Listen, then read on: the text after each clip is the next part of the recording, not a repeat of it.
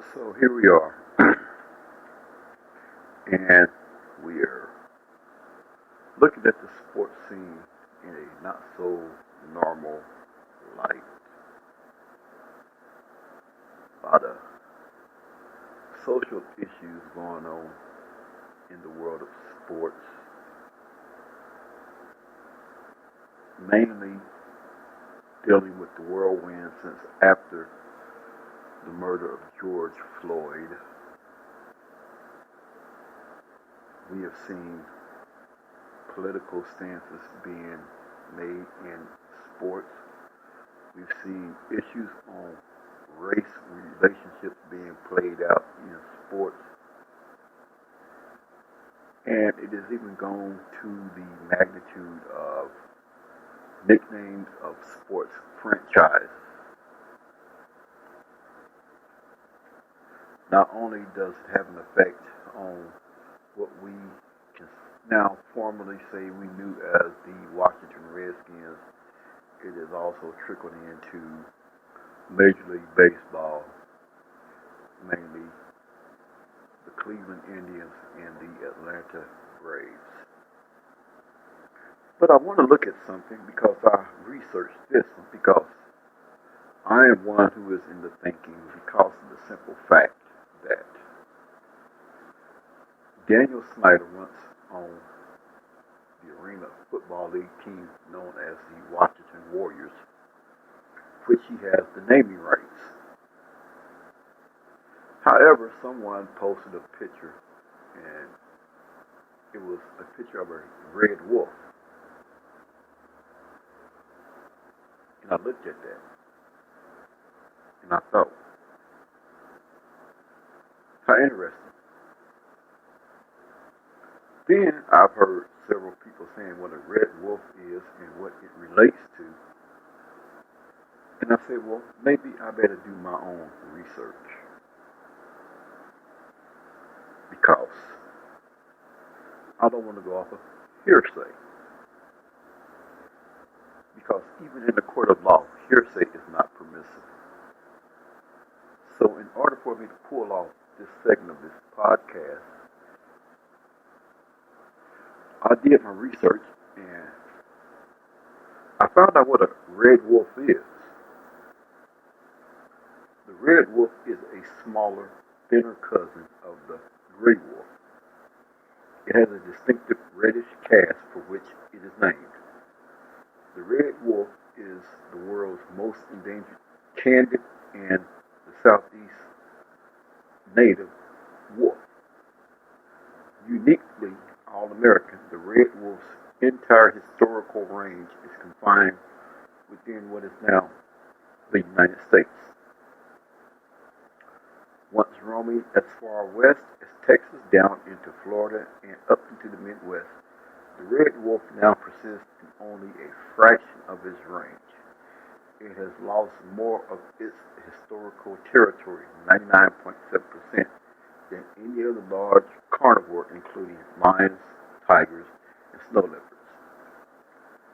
The red wolf has faced an embattled road to recovery since its listing in the first class of the Endangered Species Act.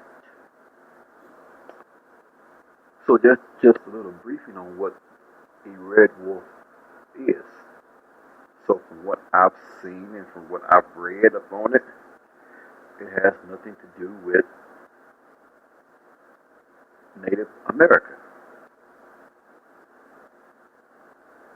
It goes on and says at one point the population grew to over 150 animals before falling victim to political pressure, illegal management, and agency inaction. So the defenders' impact. Defenders have been working on red wolf recovery since the mid-1980s through a combination of advocacy and public education. In 2016, defenders brought on 2 full-time field conservation staff to lead a grassroots outreach effort in North Carolina to increase awareness of the critical situation for wild red wolves in eastern North Carolina.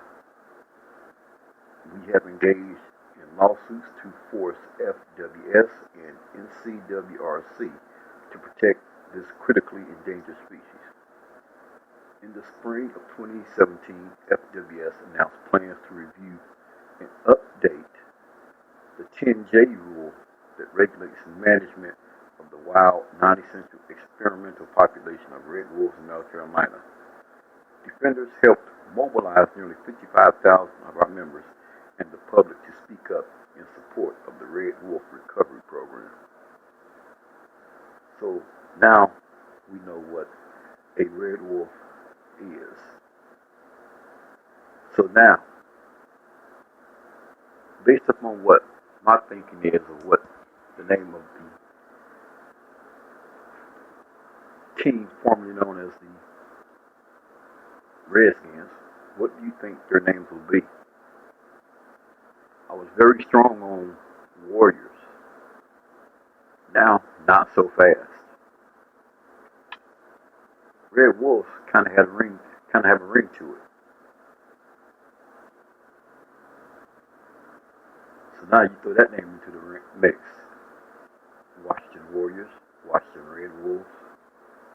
And if you want to go with the theme of what's going on in the Washington sports scene, you have the Washington Capitals.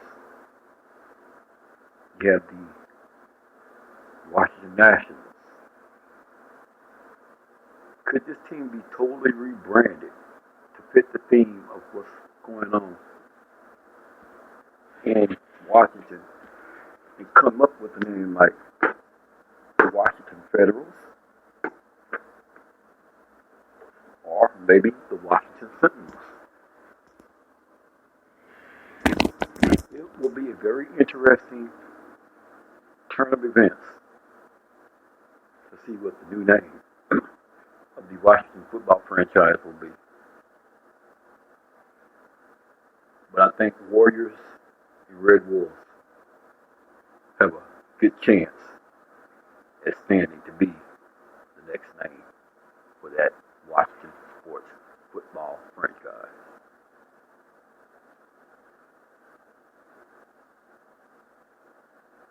Coming up, we're going to look and dive into the Cleveland Indians.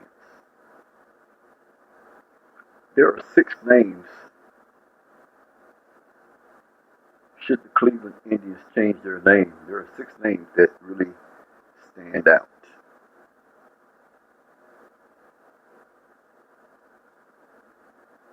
We'll look at that coming up.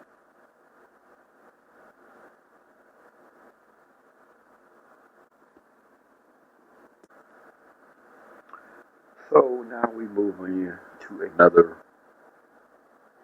realm of the possibility of a sports franchise changing their name. Following the steps of the Washington Redskins, the Cleveland Indians recently announced they would take a look into their team name to determine whether it needs to be changed. We are committed to making a positive impact in our community and embrace our responsibility to advance social justice and equality.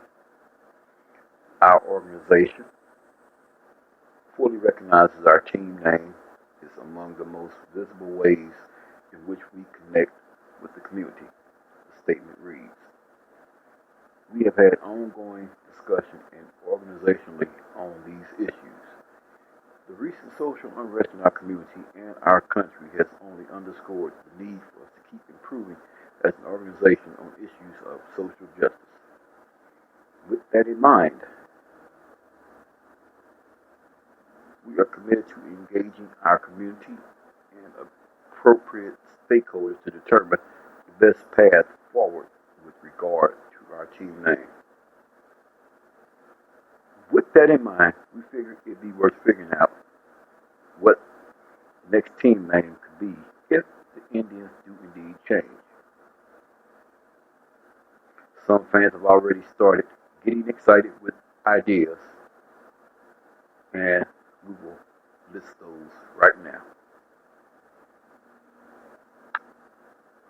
Cleveland Spiders. One fan said, Hope the Indians go back to the Cleveland Spiders, could keep the same color scheme and even the block seat. This has been the most popular choice. This name references the short-lived baseball team in Cleveland that lasted from 1889 to 1899. The history of the Spiders is actually pretty interesting as the team owners decided to buy a second team and move all the good players there. Somehow this was legal, and this left the Spiders to rot as they finished 20 and 134 for a winning percentage of 1.30, which still stands as the worst record in Major League Baseball history. Kansas City Royal fans, you can breathe a sigh of relief. We have yet to reach that pinnacle of mediocrity. The Cleveland Spiders sound was cool, and bringing back the old design worked well. It's no wonder this was a hit among fans on social media.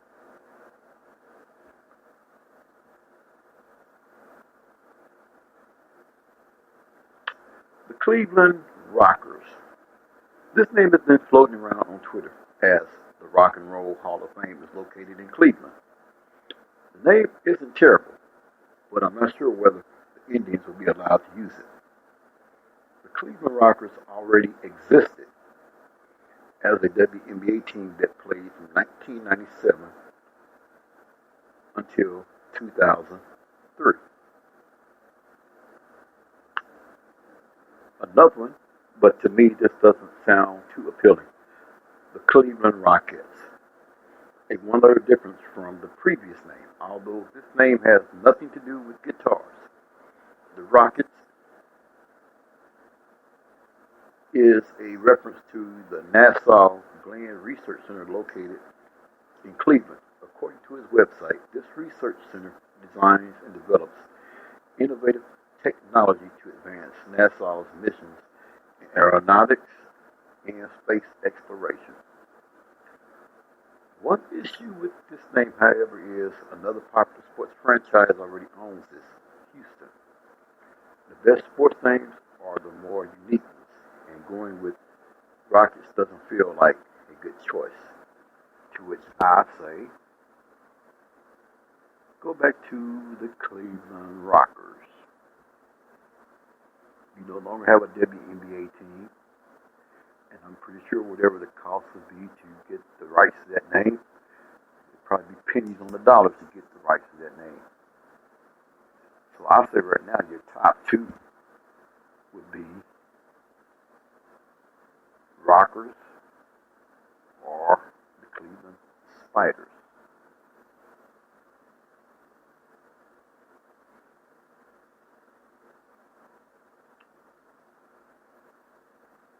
So there's just a few names right there.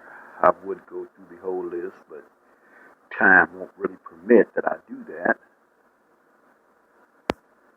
But I just want to hit a few highlights as we look at the changing culture in which we live in and how it has a trickle-down effect even in the sports scene.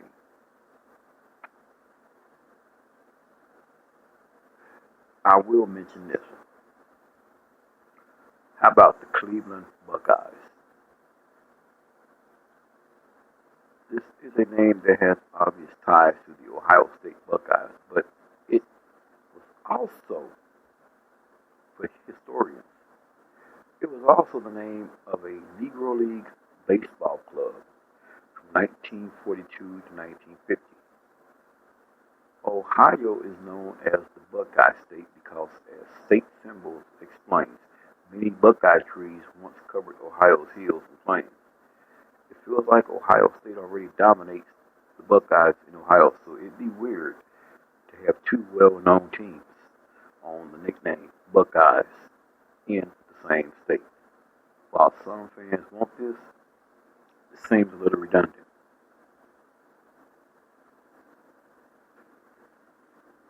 I'll say the state is big enough to have two Buckeyes, a professional and a college. And you bring back a little bit of history as well too.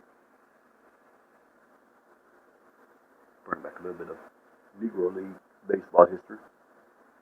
And it'd be a good way to honor them all at the same time.